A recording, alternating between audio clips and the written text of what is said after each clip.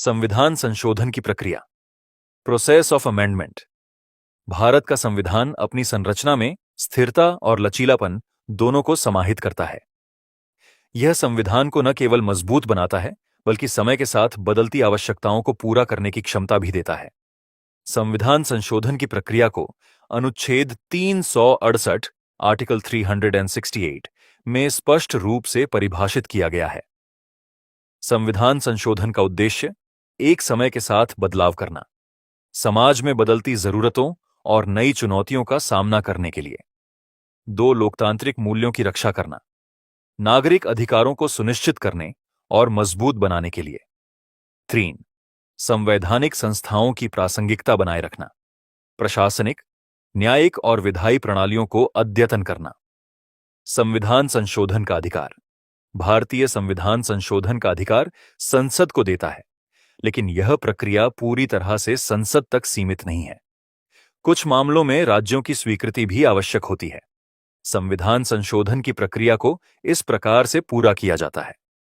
संविधान संशोधन के चरण, स्टेजेस ऑफ अमेंडमेंट। 1, विधेयक का प्रारूपण, ड्राफ्टिंग ऑफ द बिल। संविधान संशोधन के लिए सबसे पहले एक संशोधन विधेयक, अमेंडमेंट बिल, तैयार किया जाता है। इसे संसद के किसी भी सदन, लोकसभा या राज्यसभा में पेश किया जा सकता है। 2, विधेयक का पेश होना, इंट्रोडक्शन ऑफ द बिल। संशोधन, विधेयक को सदन में पेश करने के लिए किसी मंत्री, सरकारी विधेयक या किसी सांसद, निजी विधेयक द्वारा प्रस्तावित किया जा सकता है। ध्यान दें कि इसे राष्ट्रपति की पूर्व स्वीकृति की आवश्यकता नहीं होती। 3, चर्चा और बहस, डिस्कशन एंड डिबेट। विधेयक पर सदन में व्यापक चर्चा होती है। इसके प्रावधानों, संभावित प्रभावों और आवश्यकताओं पर विचार किया जाता है। कई बार इसमें विपक्ष और सत्ताधारी दलों के बीच तीखी बहस होती है। शोर, मतदान, वोटिंग। विधेयक को पारित करने के लिए आवश्यक बहुमत प्राप्त करना जरूरी है। बहुमत का प्रकार विधेयक की प्रकृति पर निर्भर करता है। साधारण बहुमत, विशेष बहुमत और राज्यों की स्वीकृति। 5, दूसरे सदन में पारित होना, passage in the second house. एक सदन में पारित होने के बाद विधेयक को दूसरे सदन में पेश किया जाता है। वहां भी इसे बहुमत से पारित करना होता है। 6, राष्ट्रपति की स्वीकृति, प्रेसिडेंट्स असेंट। दोनों सदनों से पारित होने के बाद विधेयक राष्ट्रपति के पास स्वीकृति के लिए भेजा जाता है। राष्ट्रपति इसे मंजूरी देने के लिए बाध्य हैं और इसे रोक नहीं सकते। 7, संशोधन का अधिनियम बनना, बिकमिंग एन एक्ट। राष्ट्रपति की स्वीकृति के बाद विधेयक संविधान का हिस्सा बन जाता है। इसे भारत के राजपत्र, गजेट ऑफ इंडिया में प्रकाशित किया जाता है। संविधान संशोधन प्रक्रिया का एक ऐतिहासिक उदाहरण, पहला संशोधन 1951। यह स्वतंत्र भारत का पहला संशोधन था, जिसे प्रधानमंत्री जवाहरलाल नेहरू के नेतृत्व में किया गया। उद्देश्य, भूमि सुधार कानूनों को 9वीं अनुसूची, 9th शेड्यूल में जोड़कर न्यायिक समीक्षा से बचाना, मौलिक अधिकारों के दायरे को स्पष्ट करना। इस संशोधन में अनुच्छेद 19, अभिव्यक्ति की स्वतंत्रता, में बदलाव किया गया, जिससे यह सुनिश्चित हो सके कि यह राज्य की सुरक्षा और व्यवस्था बनाए रखने के खिलाफ न हो। संविधान संशोधन प्रक्रिया की विशेषताएं। 1, संसदीय प्रक्रिया।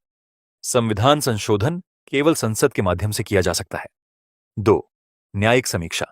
सुप्रीम कोर्ट और हाई कोर्ट यह सुनिश्चित करते हैं कि कोई संशोधन संविधान के मूल ढांचे, बेसिक संरचना का उल्लंघन न करे। 3, लचीलापन और स्थायित्व। प्रक्रिया न तो इतनी सरल है कि इसे बार बार बदला जा सके, और न ही इतनी कठोर कि जरूरी बदलाव न किए जा सके। निष्कर्ष, संविधान संशोधन प्रक्रिया भारतीय लोकतंत्र को स्थिरता और लचीलापन दोनों प्रदान करती है। यह न केवल भारत की बदलती जरूरतों को पूरा करता है, बल्कि यह भी सुनिश्चित करता है कि संविधान का मूल स्वरूप और उद्देश्य संरक्षित रहे। अगले भाग में अब हम संविधान संशोधन के प्रकारों पर चर्चा करेंगे, जिसमें हर प्रकार की प्रक्रिया और उसके ऐतिहासिक संदर्भ शामिल होंगे। भाग 2, संविधान संशोधन के प्रकार, टाइप्स ऑफ कॉन्स्टिट्यूशनल अमेंडमेंट्स। संविधान संशोधन की प्रक्रिया को सरलता और प्रभावशीलता के लिए 3 प्रमुख प्रकारों में विभाजित किया गया है। हर प्रकार की प्रक्रिया अलग-अलग स्थितियों और संवैधानिक प्रावधानों पर आधारित होती है। संविधान संशोधन के प्रकार। 1. संसद के साधारण बहुमत द्वारा संशोधन, बाय सिंपल मेजॉरिटी। यह सबसे सरल और सामान्य प्रक्रिया है। इसमें केवल संसद के दोनों सदनों में उपस्थित और मतदान करने वाले सदस्यों के साधारण बहुमत 50% से अधिक की आवश्यकता होती है। यह प्रक्रिया संविधान के कुछ गैर मौलिक प्रावधानों को संशोधित करने के लिए लागू होती है। उदाहरण 1. राज्यों और केंद्र शासित प्रदेशों का पुनर्गठन, रीऑर्गेनाइजेशन ऑफ स्टेट्स। 1756 का 7वां संशोधन, 7वें संशोधन अधिनियम भारत के राज्यों और केंद्र शासित प्रदेशों के पुनर्गठन के लिए किया गया। यह संविधान की अनुसूची 1 में बदलाव लेकर आया। 2. संसद और विधानसभाओं के नियमों में बदलाव, rules of parliament and assemblies.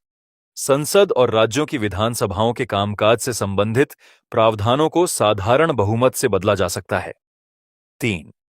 राज्यों के सीमा परिवर्तन, राज्यों की सीमा और नाम में बदलाव साधारण बहुमत के माध्यम से किया जा सकता है। उदाहरण 2014 में आंध्र प्रदेश को विभाजित कर तेलंगाना राज्य का निर्माण किया गया। 2. संसद के विशेष बहुमत द्वारा संशोधन, बाय स्पेशल मेजॉरिटी। इसमें संसद के दोनों सदनों में उपस्थित और मतदान करने वाले सदस्यों का कम से कम 2/3 बहुमत होना अनिवार्य है। यह प्रक्रिया संविधान के महत्वपूर्ण और मौलिक प्रावधानों को बदलने के लिए लागू होती है। उदाहरण 1. 42वां संशोधन 1976। इस संशोधन ने प्रस्तावना, प्रियम्बल तक में समाजवादी और पंथ निरपेक्ष जैसे शब्द जोड़े। मौलिक कर्तव्यों, फंडामेंटल ड्यूटीज को संविधान में शामिल किया गया। 2. 54वां संशोधन 1978। आपातकालीन शक्तियों, इमरजेंसी पावर्स को कमजोर किया गया। यह संशोधन मौलिक अधिकारों को अधिक सुरक्षित बनाता है। 3.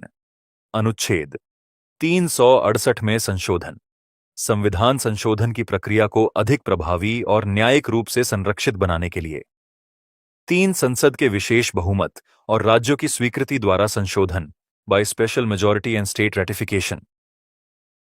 यह प्रक्रिया तब अपनाई जाती है जब संविधान के संघीय ढांचे, फेडरल स्ट्रक्चर से जुड़े प्रावधानों में बदलाव किया जाना हो। इसमें संसद के विशेष बहुमत के अलावा राज्यों की विधानसभाओं में कम से कम आधे राज्यों की स्वीकृति अनिवार्य होती है। उदाहरण 1. जीएसटी 101वें संशोधन 2016। यह संशोधन वस्तु और सेवा कर, गुड्स एंड सर्विसेज टैक्स को लागू करने के लिए किया गया। राज्यों की सहमति और संसद के विशेष बहुमत दोनों की आवश्यकता थी। 74वां संशोधन 1992। पंचायती राज संस्थाओं और शहरी स्थानीय निकायों को संवैधानिक दर्जा दिया गया। स्थानीय स्वशासन को मजबूत बनाने के लिए यह संशोधन अत्यंत महत्वपूर्ण था। 3. राज्यों के अधिकार और शक्तियों में बदलाव। अगर राज्यों के अधिकारों और केंद्र राज्य संबंधों को संशोधित करना हो। संविधान संशोधन के प्रकारों का महत्व। एक संविधान को स्थायित्व और लचीलापन प्रदान करना। साधारण बहुमत, विशेष बहुमत और राज्यों की स्वीकृति के प्रावधान संविधान को स्थायित्व और लचीलापन दोनों प्रदान करते हैं। 2. संघीय ढांचे की रक्षा। जब राज्यों और केंद्र के अधिकारों से जुड़े मामलों में संशोधन करना हो तो राज्यों की सहमति यह सुनिश्चित करती है कि संघीय ढांचा कमजोर न हो। 3. संवैधानिक मूल्यों की सुरक्षा। विशेष बहुमत की प्रक्रिया यह सुनिश्चित करती है कि मौलिक अधिकार और लोकतांत्रिक मूल्यों से संबंधित प्रावधानों को बिना पर्याप्त विचार विमर्श के बदला न जाए। विशेष तथ्य और महत्वपूर्ण तिथियां। 1. 42वां संशोधन 1976। तत्कालीन प्रधानमंत्री इंदिरा गांधी के कार्यकाल में यह संशोधन किया गया। इसे मिनी संविधान भी कहा जाता है क्योंकि इसने संविधान के कई प्रावधानों को बदला। 2. 101वां संशोधन 2016। अरुण जेटली, तत्कालीन वित्त मंत्री, ने इसे संसद में पेश किया। यह भारत में एकीकृत टैक्स प्रणाली लागू करने के लिए एक ऐतिहासिक कदम था। निष्कर्ष: संविधान संशोधन के 3 प्रकार यह सुनिश्चित करते हैं कि संविधान लचीला होने के साथ साथ अपनी मूल संरचना को बनाए रखे। साधारण बहुमत छोटे और व्यावहारिक बदलावों के लिए उपयुक्त है। विशेष बहुमत महत्वपूर्ण प्रावधानों की रक्षा करता है। राज्यों की स्वीकृति संघीय ढांचे को संतुलित करती है। भाग 3, संसद के साधारण बहुमत द्वारा संशोधन bye simple majority of parliament. संविधान संशोधन की सबसे सरल प्रक्रिया साधारण बहुमत द्वारा संशोधन उन प्रावधानों के लिए लागू होती है जो संविधान के मूल ढांचे बेसिक स्ट्रक्चर को प्रभावित नहीं करते। यह प्रक्रिया संवैधानिक अनुच्छेद 368 के दायरे में नहीं आती और इसे सामान्य विधायी प्रक्रिया के तहत निष्पादित किया जाता है। साधारण बहुमत का अर्थ साधारण बहुमत का मतलब है कि संसद के दोनों सदनों में उपस्थित और मतदान करने वाले सदस्यों का 50% से अधिक समर्थन। यह केवल उपस्थित और मतदान करने वाले सदस्यों पर निर्भर करता है, न कि कुल सदस्यों की संख्या पर। साधारण बहुमत द्वारा संशोधित प्रावधान 1, राज्यों और केंद्र शासित प्रदेशों का पुनर्गठन। साधारण बहुमत का उपयोग राज्यों की सीमाओं, नामों और पुनर्गठन में किया जाता है। उदाहरण 1956 7वां संशोधन 7वें संशोधन के तहत राज्यों और केंद्र शासित प्रदेशों के पुनर्गठन के लिए किया गया। भाषाई आधार पर राज्यों का निर्माण किया गया, जैसे कि आंध्र प्रदेश। 2014 आंध्र प्रदेश पुनर्गठन अधिनियम तेलंगाना का निर्माण। साधारण बहुमत से आंध्र प्रदेश को विभाजित कर तेलंगाना बनाया गया। 2, संसद और विधानसभाओं के नियम। संसद और राज्यों की विधानसभाओं के कामकाज से जुड़े नियमों में बदलाव साधारण बहुमत से किए जाते हैं। यह विधायिका के कार्यों को अधिक प्रभावी बनाने में मदद करता है। 3, नागरिकता कानून सिटीजनशिप लॉज। नागरिकता से जुड़े प्रावधानों में बदलाव साधारण बहुमत से किए जा सकते हैं। उदाहरण 2019 में नागरिकता संशोधन अधिनियम CAA साधारण बहुमत से पारित हुआ। 4, भाषाओं और अनुसूचियों में बदलाव। संविधान की 8वीं अनुसूची 8 शेड्यूल में भाषाओं की सूची को जोड़ने या हटाने के लिए साधारण बहुमत का उपयोग किया जाता है। उदाहरण 92वां संशोधन 2003 बोडो, डोगरी, मैथिली और संथाली भाषाओं को 8वीं अनुसूची में शामिल किया गया। महत्वपूर्ण घटनाएं और विवाद। 1, 7वां संशोधन 1956। पृष्ठभूमि। भारतीय संविधान के लागू होने के बाद राज्यों के पुनर्गठन की मांग तेज हो गई थी। भाषाई आधार पर राज्यों का गठन, जैसे आंध्र प्रदेश, तत्कालीन समय की प्रमुख मांग थी। क्या हुआ? राज्य पुनर्गठन आयोग स्टेट्स रीऑर्गेनाइजेशन कमीशन की सिफारिशों के आधार पर यह संशोधन लाया गया। इसे संसद के साधारण बहुमत से पास किया गया। नेताओं की भूमिका। तत्कालीन प्रधानमंत्री पंडित जवाहरलाल नेहरू ने इस संशोधन का समर्थन किया। 2014 में तेलंगाना का निर्माण। पृष्ठभूमि। आंध्र प्रदेश को विभाजित कर तेलंगाना के निर्माण की मांग कई दशकों से चल रही थी। यह निर्णय क्षेत्रीय असंतोष और बेहतर प्रशासन की जरूरत को पूरा करने के लिए लिया गया। क्या हुआ? आंध्र प्रदेश पुनर्गठन अधिनियम 2014 संसद में साधारण बहुमत से पारित किया गया। तेलंगाना भारत का 29वां राज्य बना। नेताओं की भूमिका। तत्कालीन गृह मंत्री सुशील कुमार शिंदे ने इस विधेयक को संसद में पेश किया।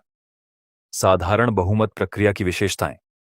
1, सरल और तेज प्रक्रिया। इसे लागू करना अपेक्षाकृत आसान है क्योंकि इसमें विशेष बहुमत या राज्यों की सहमति की आवश्यकता नहीं होती। 2, मूल ढांचे को प्रभावित नहीं करती। साधारण बहुमत का उपयोग केवल गैर मौलिक प्रावधानों को संशोधित करने के लिए किया जाता है। 3, राजनीतिक सहमति की कम जरूरत। इसमें विपक्ष और सरकार के बीच व्यापक सहमति की आवश्यकता नहीं होती, जो इसे विवादों से मुक्त बनाता है। साधारण बहुमत प्रक्रिया की आलोचना। 1, संघीय ढांचे की कमजोरी। राज्य पुनर्गठन जैसे मुद्दों में राज्यों की सहमति अनिवार्य नहीं होती, जिससे संघीय ढांचे पर सवाल उठ सकते हैं।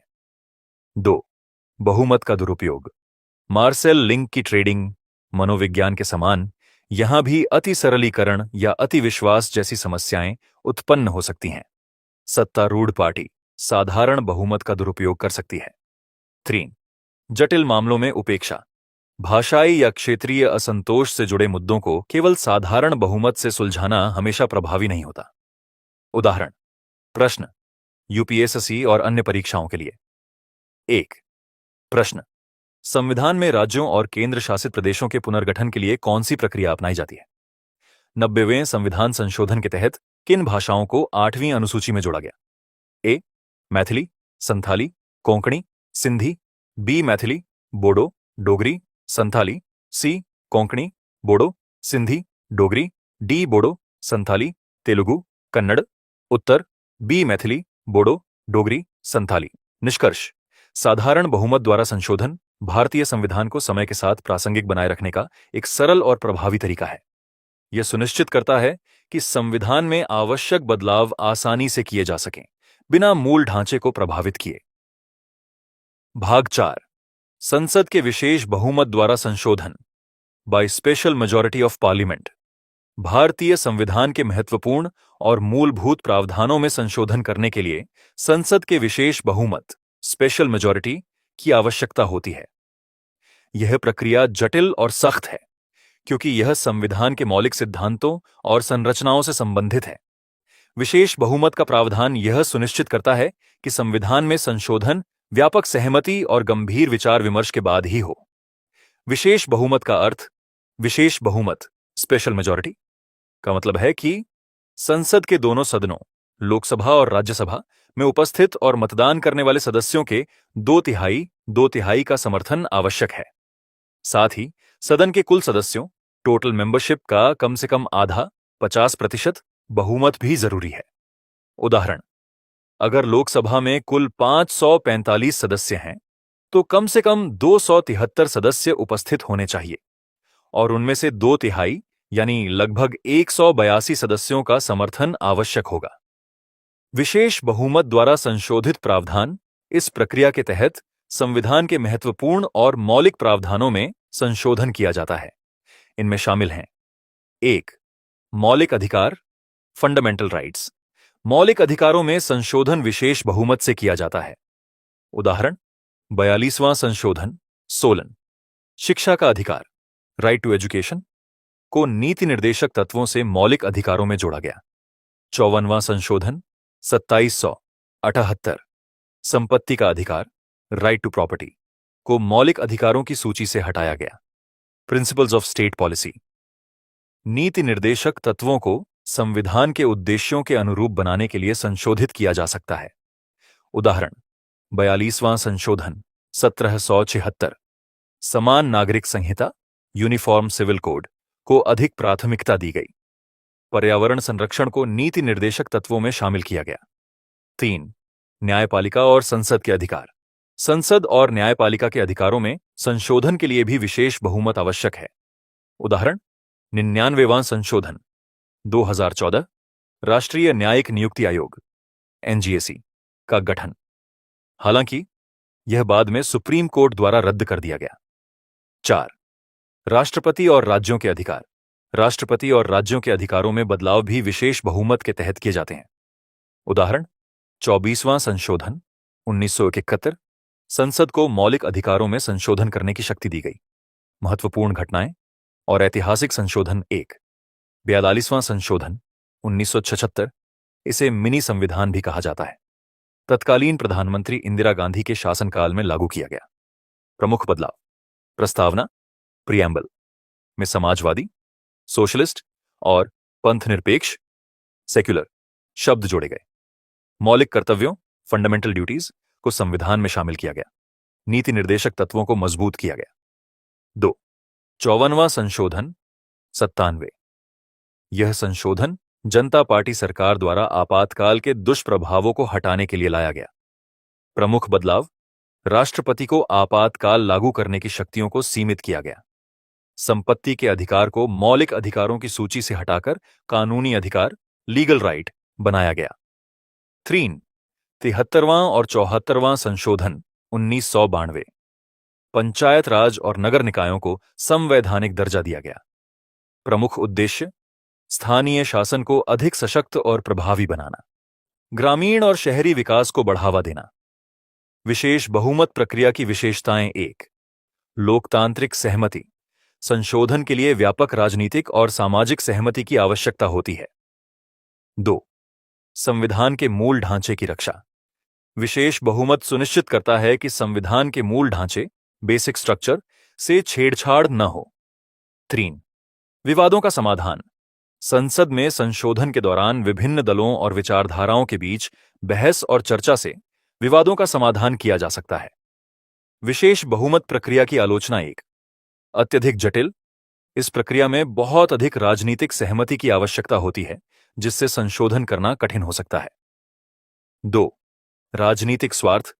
मार्सेल लिंक की ट्रेडिंग मनोविज्ञान की तरह यहां भी अति आशावाद या राजनीतिक लाभ के लिए संशोधन किए जा सकते हैं। 3. न्यायपालिका बनाम विधायिका।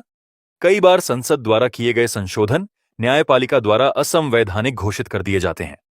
उदाहरण, एनजीएसी एक्ट को सुप्रीम कोर्ट ने रद्द कर दिया। महत्वपूर्ण तथ्य और तिथियां। 1. 42वां संशोधन। तारीख 18 दिसंबर 87। प्रमुख नेता इंदिरा गांधी। 2. 54वां संशोधन। तारीख 28 अप्रैल 1978। प्रमुख नेता मोरारजी देसाई। 3. 73वां और 74वां संशोधन। तारीख 20 अप्रैल 1992। प्रमुख नेता नरसिम्हा राव। निष्कर्ष, संसद के विशेष बहुमत द्वारा संशोधन भारतीय लोकतंत्र की स्थिरता और लचीलापन दोनों सुनिश्चित करता है। यह प्रक्रिया यह सुनिश्चित करती है कि केवल व्यापक सहमति और गंभीर विचार विमर्श के बाद ही संविधान में बदलाव हो। भाग 5। संसद के विशेष बहुमत और राज्यों की स्वीकृति द्वारा संशोधन by special majority and ratification by states. संविधान के उन प्रावधानों में संशोधन करने के लिए जो भारत के संघीय ढांचे फेडरल स्ट्रक्चर से संबंधित हैं, संसद के विशेष बहुमत के साथ साथ राज्यों की स्वीकृति आवश्यक होती है। यह प्रक्रिया भारतीय संघवाद फेडरलिज्म की रक्षा करती है और सुनिश्चित करती है कि राज्यों की स्वायत्तता और अधिकारों का सम्मान किया जाए। इस प्रक्रिया का महत्व, यह केंद्र और राज्यों के बीच शक्ति के संतुलन को बनाए रखती है। राज्यों की सहमति यह सुनिश्चित करती है कि कोई भी निर्णय केवल केंद्र सरकार के दृष्टिकोण से न लिया जाए। भारत के संघीय ढांचे को मजबूत बनाती है। इस प्रक्रिया के तहत संशोधित प्रावधान। संविधान के निम्नलिखित प्रावधानों में संशोधन के लिए संसद के विशेष बहुमत और राज्यों की स्वीकृति दोनों की आवश्यकता होती है। 1. संघ और राज्यों के बीच संबंध। केंद्र और राज्यों के अधिकारों और शक्तियों के विभाजन में बदलाव। उदाहरण, संविधान की सूची प्रणाली union list, state list, concurrent list में बदलाव। राज्य पुनर्गठन स्टेट रीऑर्गेनाइजेशन। 1960 में महाराष्ट्र और गुजरात के गठन के लिए राज्यों की सहमति आवश्यक थी। 2. राष्ट्रपति और राज्यपाल के चुनाव। राष्ट्रपति और राज्यपाल की चुनाव प्रक्रिया में किसी भी बदलाव के लिए राज्यों की सहमति जरूरी है। 3. उच्चतम न्यायालय और उच्च न्यायालयों की शक्तियां। सुप्रीम कोर्ट और हाई कोर्ट की शक्तियों और अधिकार क्षेत्र में बदलाव। उदाहरण, अनुच्छेद 241 में बदलाव, जो केंद्र शासित प्रदेशों के न्यायिक प्रावधानों से संबंधित है। 4. राज्यसभा और विधान परिषद का प्रतिनिधित्व। राज्यसभा और राज्यों की विधान परिषदों में सीटों की संख्या और प्रतिनिधित्व में बदलाव। 5. संविधान संशोधन प्रक्रिया। आर्टिकल 360। अनुच्छेद 364 की प्रक्रिया को बदलने या उसमें संशोधन करने के लिए यह प्रक्रिया आवश्यक है। संशोधन प्रक्रिया। चरण 1. संसद में विधेयक का प्रस्ताव। Introduction in parliament. विधेयक संसद के किसी भी सदन, लोकसभा या राज्यसभा में पेश किया जा सकता है। इसे संसद के दोनों सदनों में विशेष बहुमत से पारित करना अनिवार्य है। चरण 2. राज्यों की सहमति रैटिफिकेशन बाय स्टेट्स। संशोधन को कम से कम आधे राज्यों की विधानसभाओं द्वारा अनुमोदित किया जाना चाहिए। राज्यों की स्वीकृति के लिए कोई समय सीमा निर्धारित नहीं है। चरण 3. राष्ट्रपति की स्वीकृति प्रेसिडेंट्स असेंट। राज्यों की स्वीकृति प्राप्त करने के बाद विधेयक को राष्ट्रपति की मंजूरी के लिए भेजा जाता है। राष्ट्रपति की स्वीकृति के बाद संशोधन संविधान का हिस्सा बन जाता है। महत्वपूर्ण संशोधन और उदाहरण। 1. 7वां संशोधन 1956। उद्देश्य, राज्यों और केंद्र शासित प्रदेशों का पुनर्गठन, भाषाई आधार पर राज्यों का निर्माण। पृष्ठभूमि, इस संशोधन के तहत आंध्र प्रदेश, महाराष्ट्र और गुजरात जैसे राज्यों का गठन किया गया। विशेष प्रक्रिया, संसद के विशेष बहुमत के साथ साथ राज्यों की सहमति आवश्यक थी। 2. 101वां संशोधन 2016। उद्देश्य वस्तु और सेवा कर जीएसटी को लागू करना। महत्व जीएसटी ने भारत में अप्रत्यक्ष कर प्रणाली में एक रूपता लाई। विशेष प्रक्रिया इसे संसद में विशेष बहुमत से पारित किया गया और 29 राज्यों में से 16 राज्यों की सहमति प्राप्त की गई। यह एक ऐतिहासिक संशोधन था जिसने केंद्र और राज्यों के वित्तीय अधिकारों को पुनः परिभाषित किया। 3. 73वां और 74वां संशोधन 1992। उद्देश्य पंचायती राज और नगर निकायों को संवैधानिक दर्जा देना। महत्व स्थानीय स्वशासन को मजबूत बनाया गया। ग्रामीण और शहरी विकास में स्थानीय निकायों की भूमिका को बढ़ावा दिया गया। संशोधन प्रक्रिया की विशेषताएं। 1. संघीय ढांचे की रक्षा। राज्यों की सहमति आवश्यक होने से यह प्रक्रिया भारत के संघीय ढांचे को कमजोर होने से बचाती है। 2. संतुलन बनाए रखना। केंद्र और राज्यों के बीच संतुलन बनाए रखने के लिए यह प्रक्रिया महत्वपूर्ण है। 3. व्यापक विचार विमर्श। इस प्रक्रिया में संसद और राज्यों दोनों में व्यापक चर्चा और बहस होती है, जिससे लोकतांत्रिक प्रक्रिया मजबूत होती है। संशोधन प्रक्रिया की आलोचना। 1. जटिलता।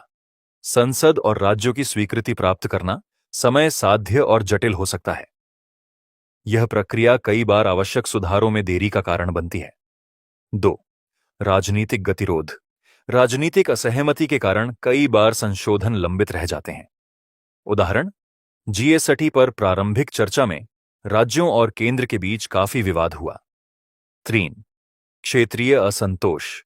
क्षेत्रीय दल कई बार संशोधन का विरोध करते हैं, जिससे यह प्रक्रिया और अधिक जटिल हो जाती है। महत्वपूर्ण तथ्य और तिथियां। 1. 7वां संशोधन 1956। तारीख 1 नवंबर 1956। नेता पंडित जवाहरलाल नेहरू। 2. 101 संशोधन जीएसटी। तारीख 8 सितंबर 2016। नेता अरुण जेटली। 3. 73वां और 74वां संशोधन। तारीख 24 अप्रैल 1993। नेता नरसिम्हा राव। निष्कर्ष संसद के विशेष बहुमत और राज्यों की स्वीकृति द्वारा संशोधन भारतीय लोकतंत्र की जड़ों को मजबूत करता है। यह प्रक्रिया संघीय ढांचे की रक्षा करती है और केंद्र और राज्यों के बीच शक्ति संतुलन सुनिश्चित करती है। भाग 6 संविधान संशोधन प्रक्रिया की आलोचना। Criticism of the amendment process. संविधान संशोधन प्रक्रिया, जो भारतीय लोकतंत्र की आधारशिला को मजबूत करती है, समय समय पर आलोचनाओं का भी सामना करती रही है। कुछ मामलों में यह प्रक्रिया जटिल, राजनीति प्रेरित और लोकतांत्रिक मूल्यों के विपरीत मानी गई है। इस भाग में हम संविधान संशोधन प्रक्रिया की आलोचनाओं, इसके विवादों और संबंधित ऐतिहासिक घटनाओं पर विस्तार से चर्चा करेंगे। एक संशोधन प्रक्रिया की कठोरता, रिजिडिटी ऑफ द प्रोसेस, क्या है? भारतीय संविधान संशोधन प्रक्रिया को कई बार अत्यधिक कठोर, ओवरली रिजिड माना गया है। विशेष रूप से संसद के विशेष बहुमत और राज्यों की सहमति की आवश्यकता वाले संशोधनों में प्रक्रिया समय साध्य और जटिल हो जाती है। आलोचना के बिंदु। 1. जरूरी सुधारों में देरी। राजनीतिक असहमति और लंबे समय तक राज्यों की स्वीकृति का इंतजार करने से महत्वपूर्ण सुधारों में देरी होती है। उदाहरण जीएसटी 101वें संशोधन को लागू करने में लगभग 1 दशक का समय लगा। 2. जमीनी स्तर की समस्याओं को अनदेखा करना। कई बार जटिल प्रक्रिया के कारण छोटे लेकिन महत्वपूर्ण मुद्दे लंबे समय तक अनसुलझे रह जाते हैं। 2. राजनीतिक दुरुपयोग, पॉलिटिकल मिसयूज, क्या है? कई बार सत्ता में बैठे दल संशोधन प्रक्रिया का उपयोग अपनी राजनीतिक शक्तियों को मजबूत करने के लिए करते हैं। ऐतिहासिक उदाहरण 1. 42वां संशोधन 1776। यह मिनी संविधान इंदिरा गांधी के आपातकालीन शासनकाल के दौरान लाया गया था। मौलिक अधिकारों को सीमित किया गया और न्यायपालिका की स्वतंत्रता पर अंकुश लगाया गया। इसे आलोचकों ने सत्तावादी संशोधन, ऑथोरिटेरियन अमेंडमेंट, करार दिया। 2. 99वां संशोधन 2014। एनजेएसी एक्ट के तहत न्यायिक नियुक्तियों में कार्यपालिका का हस्तक्षेप बढ़ाने की कोशिश की गई। सुप्रीम कोर्ट ने इसे असंवैधानिक घोषित किया क्योंकि यह न्यायपालिका की स्वतंत्रता का उल्लंघन था। प्रभाव: राजनीतिक दुरुपयोग का खतरा, लोकतांत्रिक मूल्यों और संवैधानिक मूल ढांचे बेसिक स्ट्रक्चर को कमजोर करता है। 3. न्यायपालिका और विधायिका के बीच टकराव, जुडिशियरी वर्सेस लेजिस्लेचर कॉन्फ्लिक्ट क्या है? कई बार विधायिका द्वारा किए गए संशोधनों को न्यायपालिका ने असंवैधानिक घोषित कर दिया। यह टकराव शक्ति के संतुलन और शासन में देरी का कारण बनता है। उदाहरण: 1.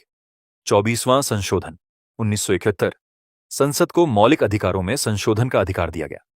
इस संशोधन के बाद सुप्रीम कोर्ट ने केशवानंद भारतीय बनाम केरल राज्य 1973 मामले में मूल ढांचा सिद्धांत बेसिक स्ट्रक्चर डॉक्ट्रिन का निर्माण किया। कोर्ट ने कहा कि संविधान का मूल ढांचा नहीं बदला जा सकता। 2. एनजेएसी एक्ट 99 संशोधन, सुप्रीम कोर्ट ने इसे रद्द कर दिया, यह कहते हुए कि यह न्यायपालिका की स्वतंत्रता के खिलाफ है। आलोचना: यह टकराव लोकतांत्रिक प्रक्रिया में बाधा डालता है और कानून निर्माण को जटिल बनाता है। 4. संघीय ढांचे पर प्रभाव, इम्पैक्ट ऑन फेडरलिज्म क्या है? संविधान संशोधन प्रक्रिया में केंद्र का प्रभुत्व कई बार राज्यों के अधिकारों और उनकी स्वायत्तता को कमजोर करता है। आलोचना के बिंदु: 1. राज्यों की सहमति की अनदेखी, केंद्र सरकार ने कई बार राज्यों के अधिकारों को प्रभावित करने वाले संशोधन किए हैं। उदाहरण: 42वें संशोधन के तहत केंद्र की शक्तियों को बढ़ाया गया और राज्यों के अधिकार सीमित कर दिए गए। 2. असंतुलन, संघीय ढांचे में शक्ति का असंतुलन राज्यों में असंतोष पैदा करता है। उदाहरण: अनुच्छेद 356 राष्ट्रपति शासन का दुरुपयोग, राजनीतिक विवाद, क्षेत्रीय दल और मूल ढांचे की अस्पष्टता, ambiguity of the basic structure doctrine क्या है? मूल ढांचा सिद्धांत बेसिक स्ट्रक्चर डॉक्ट्रिन का निर्माण केशवानंद भारती मामले 1973 में हुआ। यह संविधान को तानाशाही संशोधनों से बचाने के लिए न्यायपालिका का एक सिद्धांत है। आलोचना: एक सटीक परिभाषा का अभाव, संविधान का मूल ढांचा क्या है, इसे स्पष्ट रूप से परिभाषित नहीं किया गया है। इसका मतलब हर मामले में अलग अलग हो सकता है। 2. अधिकारों का अतिक्रमण, आलोचकों का मानना है कि मूल ढांचे का हवाला देकर न्यायपालिका विधायिका के अधिकारों का अतिक्रमण करती है। उदाहरण: 99वें संशोधन को रद्द करने के फैसले में सुप्रीम कोर्ट ने इसे मूल ढांचे के खिलाफ माना। 6. समय की मांग के अनुसार धीमी प्रक्रिया, टाइम कंज्यूमिंग प्रोसेस क्या है? संविधान संशोधन प्रक्रिया, विशेष रूप से विशेष बहुमत और राज्यों की स्वीकृति की आवश्यकता वाले संशोधन अत्यधिक धीमी और जटिल हो सकती है। प्रभाव: 1. विकास में देरी, जीएसटी जैसे आर्थिक सुधारों को लागू करने में वर्षों का समय लग गया। 2. न्याय में देरी, क्षेत्रीय और कानूनी समस्याओं का समाधान विलंबित हो जाता है। महत्वपूर्ण उदाहरण: 1. 42वां संशोधन 1976, सबसे विवादास्पद संशोधन, इसे लोकतंत्र पर हमला कहा गया। 2. 101वां संशोधन जीएसटी, इसे लागू करने में लगभग 1 दशक का समय लगा। राज्यों और केंद्र के बीच कई वर्षों तक विवाद चला। संशोधन प्रक्रिया में सुधार के सुझाव: 1. राज्यों की भूमिका को मजबूत करें, राज्यों की स्वायत्तता सुनिश्चित करने के लिए प्रक्रिया में अधिक स्पष्टता और संतुलन लाया जाए। 2. राजनीतिक दुरुपयोग पर अंकुश, सत्ता में बैठे दलों द्वारा संशोधन प्रक्रिया के दुरुपयोग को रोकने के लिए कानूनी ढांचा मजबूत किया जाए। 3. संशोधन प्रक्रिया में पारदर्शिता, हर संशोधन में व्यापक बहस और जनता की भागीदारी सुनिश्चित की जाए। 4. न्यायपालिका और विधायिका के बीच संतुलन, दोनों के अधिकार स्पष्ट रूप से परिभाषित किए जाएं। निष्कर्ष: संविधान संशोधन प्रक्रिया भारतीय लोकतंत्र की ताकत और लचीलापन दोनों को दर्शाती है। हालांकि यह प्रक्रिया कई बार राजनीतिक, कानूनी और संघीय विवादों का कारण बनती है।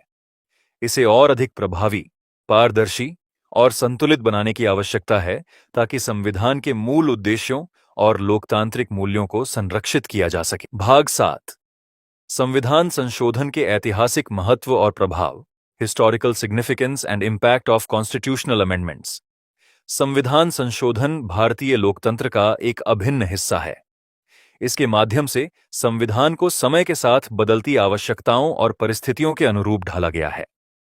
हर संशोधन अपने आप में ऐतिहासिक महत्व रखता है और देश की राजनीतिक, सामाजिक और आर्थिक व्यवस्था पर गहरा प्रभाव डालता है। इस भाग में हम संविधान संशोधन के ऐतिहासिक महत्व और उनके प्रभावों पर विस्तार से चर्चा करेंगे। संविधान संशोधन का ऐतिहासिक महत्व, हिस्टोरिकल सिग्निफिकेंस, एक लोकतंत्र का विकास, एवोल्यूशन ऑफ डेमोक्रेसी। संविधान संशोधन ने भारत में लोकतांत्रिक मूल्यों को मजबूत किया है। उदाहरण: 73वां और 74वां संशोधन 1992। पंचायती राज और शहरी स्थानीय निकायों को संवैधानिक दर्जा देकर लोकतंत्र को जमीनी स्तर तक पहुंचाया गया। 2. संघीय ढांचे का पुनर्गठन, रीस्ट्रक्चरिंग ऑफ फेडरलिज्म। राज्यों की सीमाओं, नामों और शक्तियों में बदलाव संविधान संशोधन के माध्यम से किए गए। उदाहरण: 7वां संशोधन 1956, राज्यों का पुनर्गठन और भाषाई आधार पर राज्यों का निर्माण। 36वां संशोधन 1975, सिक्किम को पूर्ण राज्य का दर्जा दिया गया। अद्यतन करने के लिए संविधान संशोधन का उपयोग किया गया। उदाहरण: 101 संशोधन 2016, वस्तु और सेवा कर जीएसटी को लागू कर भारत में कर प्रणाली को एकीकृत किया गया। 4. सामाजिक सुधार, सोशल रिफॉर्म्स। संविधान संशोधन ने समाज में समानता और न्याय सुनिश्चित करने के लिए कई बदलाव किए। उदाहरण: 93वां संशोधन 2005, शैक्षिक संस्थानों में अनुसूचित जाति, अनुसूचित जनजाति और अन्य पिछड़ा वर्ग के लिए आरक्षण। संविधान संशोधन के प्रभाव, इंपैक्ट ऑफ कॉन्स्टिट्यूशनल अमेंडमेंट्स। 1. मौलिक अधिकारों का विस्तार, एक्सपेंशन ऑफ फंडामेंटल राइट्स। कई संशोधनों ने नागरिकों के अधिकारों को मजबूत और विस्तृत किया है। उदाहरण: 66वां संशोधन 2002, शिक्षा का अधिकार, राइट टू एजुकेशन को मौलिक अधिकार बनाया गया।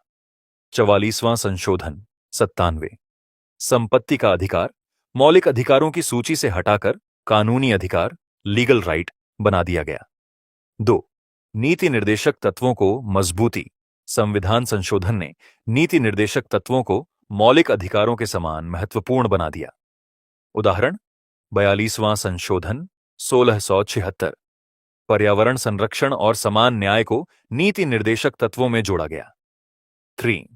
न्यायपालिका और विधायिका के संबंध।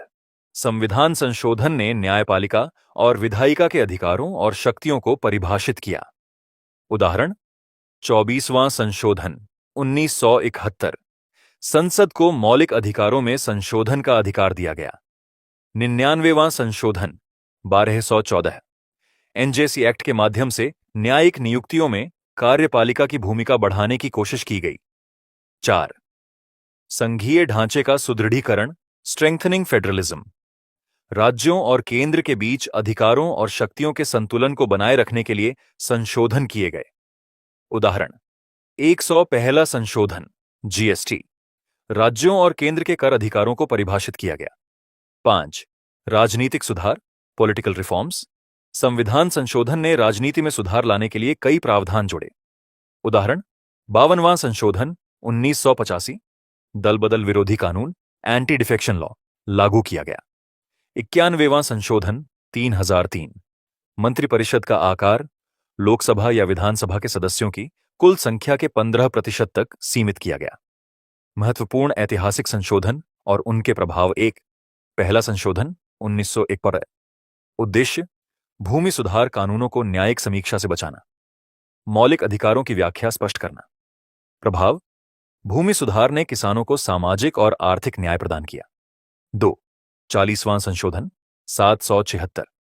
उद्देश्य: संविधान को समाजवादी और पंथनिरपेक्ष बनाने के लिए बदलाव। मौलिक कर्तव्यों, फंडामेंटल ड्यूटीज का समावेश। प्रभाव: इसे मिनी संविधान कहा गया और लोकतांत्रिक संस्थाओं पर केंद्र का नियंत्रण बढ़ा। 3. 54वां संशोधन 1978। उद्देश्य: आपातकालीन शक्तियों को सीमित करना, नागरिकों के मौलिक अधिकारों को सुरक्षित करना। प्रभाव: लोकतंत्र की रक्षा के लिए यह एक ऐतिहासिक कदम था। 4.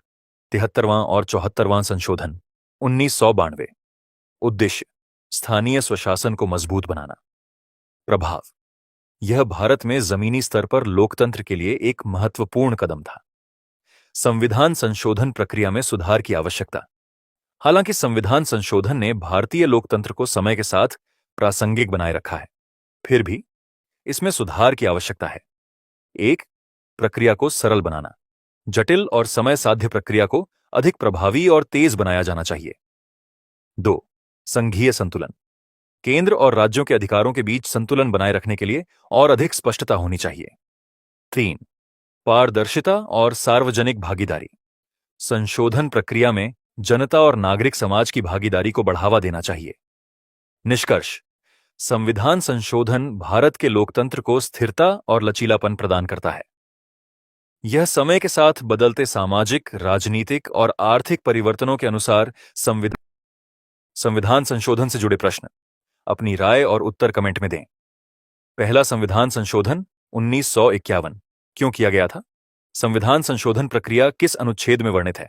ए. अनुच्छेद 368, बी. अनुच्छेद 370, सी. अनुच्छेद 356, डी. अनुच्छेद 352। 3. 42वां संविधान संशोधन 1976 को मिनी संविधान क्यों कहा जाता है? ए. क्योंकि इसमें छोटे प्रावधान जोड़े गए, बी. क्योंकि इसने संविधान के कई हिस्सों को बदला, सी. क्योंकि इसे सभी राज्यों ने पारित किया, डी. क्योंकि इसे आपातकाल के बाद हटाया गया। चोर: कौन सा संशोधन मौलिक अधिकारों से संपत्ति के अधिकार को हटाकर इसे कानूनी अधिकार बनाता है? ए. 42वां संशोधन, बी. 44वां संशोधन, सी. 24वां संशोधन, डी. 86वां संशोधन। 5. जीएसटी को लागू करने के लिए कौन सा संविधान संशोधन किया गया? 83वां संशोधन, बी. 73वां संशोधन, सी. 52वां संशोधन, डी. 93वां संशोधन। 6. 73वां और 74वां संशोधन किससे संबंधित है? मूल ढांचा सिद्धांत किस मामले में स्थापित हुआ? ए. केशवानंद भारती बनाम केरल राज्य, बी. गोलकनाथ बनाम पंजाब राज्य, सी. मिनर्वा मिल्स बनाम भारत संघ, डी. इंदिरा गांधी बनाम राजनारायण। कमेंट में उत्तर दें और बताएं कि आपको संविधान संशोधन की कौन सी बात सबसे ज्यादा दिलचस्प लगी।